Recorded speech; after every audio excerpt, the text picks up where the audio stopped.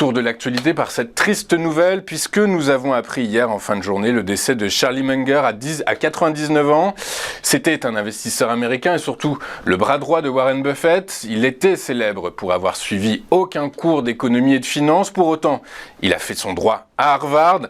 Vice-président de Berkshire Hathaway depuis 1978, l'oracle de Pasadena était reconnu pour ses déclarations hautes en couleur.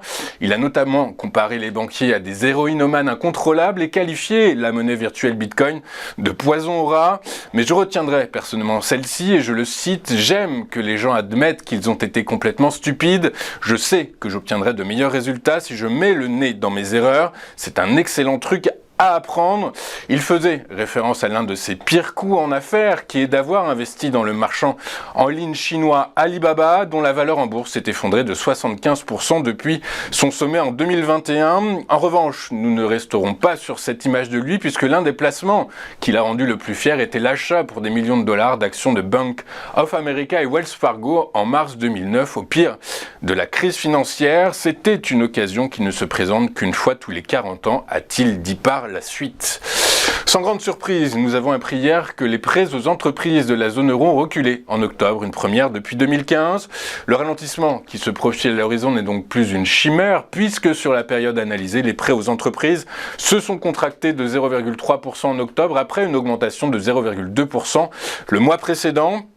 Mais tout n'est pas si sombre, puisque pour les ménages, les prêts ont continué de progresser de 0,6% sur un an, contre 0,8% en septembre. Ceci étant, le freinage appuyé de l'encours des crédits bancaires se traduit inévitablement par la réduction de la masse monétaire M3 qui s'est contractée de 1% après avoir reculé de 1,2% un mois plus tôt.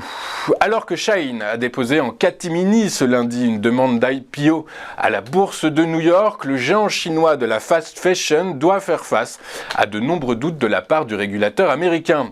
Après avoir fait les frais de la guerre commerciale entre Pékin et Washington, le projet d'introduction en bourse se voit désormais confronté aux suspicions de travail forcé de la minorité ouïghour.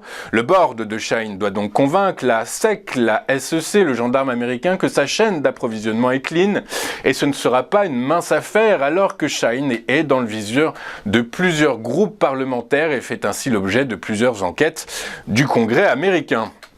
Avant de poursuivre notre émission, regardons ce qui s'est passé sur les principales places boursières de la planète hier. Et en Europe, les marchés boursiers ont clôturé en ordre dispersé, alors que certains propos largement accommodants de la part de responsables de la Réserve fédérale américaine ont nourri l'appétit pour le risque hier. Mais le renchérissement de l'euro face au dollar a pénalisé tout le secteur du luxe, qui a finalement eu raison des indices phares parisiens et londoniens. Le CAC 40 a fini par perdre 0,21% à 7250 points, alors que le FTSE s'est lui contracté de 0,07% à 7455 points. À Francfort, le DAX est resté proche des 16 000 points et toute la question désormais est de savoir si l'indice phare allemand peut allègrement dépasser les 16 000 points avant la fin de l'année. Toujours est-il qu'hier, il a pris 0,16% à 15 992 points. À la bourse de New York, les indices actions ont fini dans le vert, des hausses timides alors que plusieurs responsables de la Fed ont soufflé le chaud et le froid quant à la décision de la prochaine réunion de la Banque centrale américaine les 12 et 13 décembre prochains. Le Dow Jones a pris 0,24% à 35 416 points. Le S&P 500 a gagné 0,1% à 4 554 points, alors que le Nasdaq Composite s'est lui étoffé de 0,29% à 14 281 points. En Asie ce matin, dans un climat globalement délétère, alors que la société de livraison Meituan a mis en garde le marché contre un ralentissement de sa croissance au quatrième trimestre, le Nikkei a cédé 0,26% à 33 321 points. En France, alors que le SBF 120 s'est adjugé 0,35%, Orpea a fini en tête d'indice à la faveur d'un gain de près de 11% à 23 centimes d'euros. Le titre a profité d'achats à bon compte après avoir perdu près de 30% en une semaine.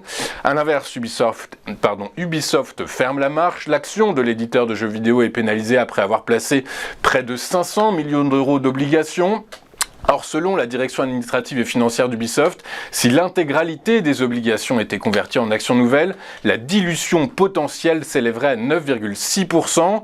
Dans les échanges d'hier, le titre a cédé 8,97% à 26,78 €. Enfin, les prix du pétrole ont rebondi hier alors que le marché s'attend à une prolongation des coupes de production de l'Arabie Saoudite et de la Russie, alors que d'autres producteurs pourraient montrer une volonté de réduire les volumes pour aider les cours à remonter. Pour autant, d'après plusieurs sources dont Bloomberg, aucun accord n'aurait été conclu entre d'un côté les leaders du cartel et de l'autre l'Angola et le Nigeria qui veulent eux revenir sur les quotas fixés pour 2024 inférieurs aux niveaux actuels. Le prix du baril de Brent de la mer du Nord pour livraison en janvier dans cet environnement a donc grimpé de 2,12% pour clôturer à 81,68 $. Quant au baril de WTI, pour même échéance, il a lui gagné 2,07% à 76,41 $. Le baril, nous allons marquer une toute première pause dans cette édition du 29 novembre et juste après, comme convenu, comme promis, nous retrouverons David Furcage avec son chronocac revisité, remanié à la sauce iWave Capital. A tout de suite sur Téléfinance.